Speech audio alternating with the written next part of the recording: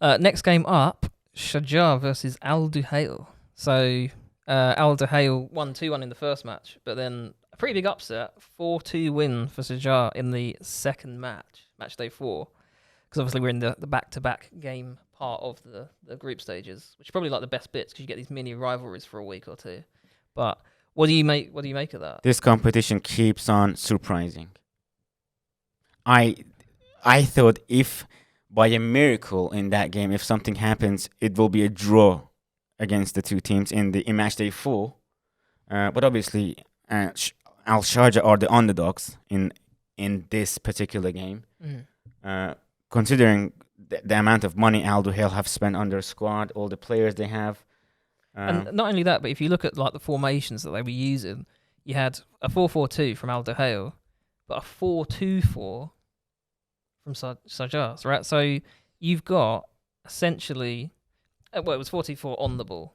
So they would advance in numbers on Al Duhail, which is quite surprising. So they would go wide with their players. They would have essentially a front 6, passing, playing the ball, trying to bully it into the box. And you saw that even in the first game that was 2-1 and that they didn't win. 27 shots in the game, 20 on target, 26 free kicks, and 27 fouls. So which game is this? This is the 2-1 win for Al Duhail. No, that's for both teams combined. Oh, okay. Yeah, but it was pretty even numbers. Like there wasn't a lot between the two teams in terms of shots on target. But yeah, that's just insane when you think about like you said, the signings, the quality of Al Duhail. That you had such an even game, even in match day 3. But let's actually kind of get into the action. So you had an opening goal, and that's from an interception from Ahmed Yasser, the centre back, and he touched it through to. Do you remember he had like 3 Brazil internationals, Dudu. Like, it's such a terrible name. He had a through ball that was really good to none other than Qatar superstar Almoez Ali. Almoez Ali, of course. Who just seems to be like a fine wine. He's just become like Al Balotelli. Yeah. You know what I mean? Like it was that kind of hands on the hip. Like why always me, right? Oh, that game was weird. Let's just appreciate Almoez Ali for a minute. Right? Yeah, of course. Right, he's 24 now. Actually, let's do this. Do you think Almoez Ali, who's done everything within reason that he could do for his club and his country, should now go to a different country, to a bigger league at 24? Yeah, of course. I think it's time for him to move on because even in that 4-2 loss to Sharjah, he was the best player on the pitch. The second game. Yes. How many changes did Al... That's another thing, isn't it? Because we discussed in the previous video, the games are taking place in such a short period of time. It's also interesting to have a look at how managers think about the upcoming games. So match day 3 and 4, it's the same game. You know, opponents will not change. But this is more like World Cup games in the group stage where... Well, not only that, your opponents are the same. You're playing one team in the space of 3 days, right? Yeah. So no matter how you win or you come out of it as a draw or you lose, what are you going to do for the following one? They have analyzed you. They've got to know you. Are you going to make any changes? Are you going to adapt any different style of play for the second game? These are all the things that I've been looking at for some game, not this one. In terms of changes, I didn't see too many personnel changes, if I'm honest. I might be wrong there, but what I saw, just more in terms of the character and the style of play from Al Duhail, there was a lot of fatigue, there was a lot of frustration, 3 yellow cards in that game.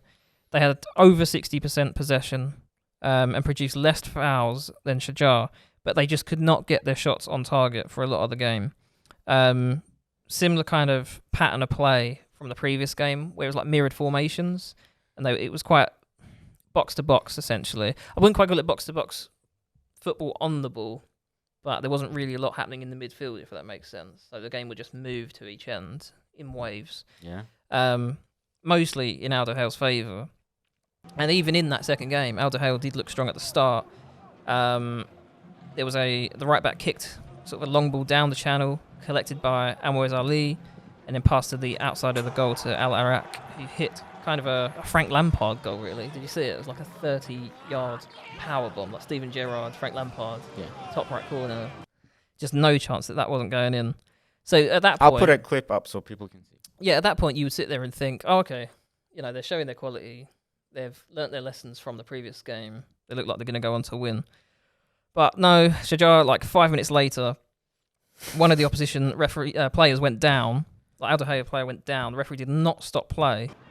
And a deflected ball ended up at the feet of Bawazir, who shot at Ndiaye, who I've got to say really cost that second.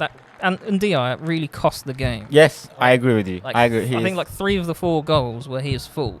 Really. I don't want to use any profanity, but he costed his team single-handedly. Yeah. That's his fault. That is his fault. The loss is his fault. I do not understand how he's a goalkeeper, because he couldn't handle a parcel. Not only that, the the close angle shot that he conceded. Yeah, he closed. That was at the end, wasn't it? So Yeah. that was the last one. That was some lazy defending as well. Well, you should be able to save that. Yeah, honestly, but if you're a- he should have saved it, but the ball shouldn't have got to him on that last goal. So yeah, and Duhail concedes that first goal, but then probably about 10 minutes later, Alvarez Ali, with probably like one of my favourite goals.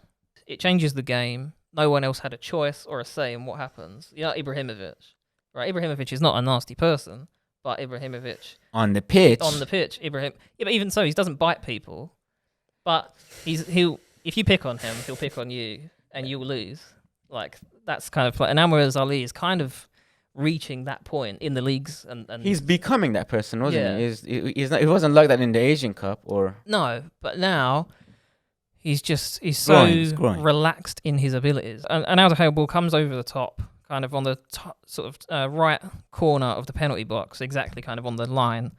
There are 3 defenders in position and the offside trap. And rather than trying to beat them or jostle them or run down the line and hope someone runs into the box so you can go for a tap in, he just hits this ball across in a way that the 3 defenders can't get to it and the goalkeeper can't get to it, and it just pings in off the post. De Bruyne. Yeah, it was sort like De of- Bruyne. Yeah, but sort that's of what I mean. Like he has Bruyne-esque. some serious quality to his striking. But let's not talk about the fact that keeper could have done better on that opportunity. He should have been. I mean, with this Ndiaye and should have. Ndiaye, Yeah. let's have a go at Al Husseini. Disappointing performances from both keepers. I think there's a lot of bad keepers in the last few matches. Like if you go back and watch, it's a really poor goalkeeping all round. Like I don't think there was many games where I sat there and I thought, oh, great save. Well, A couple, but Yeah. you know, it wasn't we're not going to talk. it wasn't common enough. Well, in the first match, let's not forget that Coronado scored that penalty. There was a penalty in the first match. Coronado scored it, and then in the second match there was a penalty, and Coronado scored it against Ndiaye with the same penalty going to the same place in the goal. Right, it was the same shot. Yeah, usually they change their minds. don't Yeah, they? usually they change their mind. Another thing we have to talk about, the notable transfers that really caught my eye from both teams, really. Ramin Rezaian has joined Al Duhail to strengthen the right wing. Also, scored the second goal, the free kick, Yeah. in match day 3, if you remember. It was Yeah. a banging goal. So done a lot of good for his team. Oh yeah, and definitely. And a lot of He's still settling, but he's definitely got it. You know, he's definitely got the levels of play he needs. Now it's just about consistency for him. And obviously, the Brazilian cow from Al Ain, who now plays for Sharjah. If you Yeah. remember who. Yeah, he's. Another amazing. Where did he play before? Al Ain. Oh Al yeah, Ain of yeah, Emirates, yeah. Obviously, he still plays in Emirates, but in Sharjah. yeah. Well, thank you very much for watching this video. We will now move on to Al Ain versus Al Sadd in the next video. So if you can watch that one as well, that would be brilliant. But that's it from us as far as this game is concerned.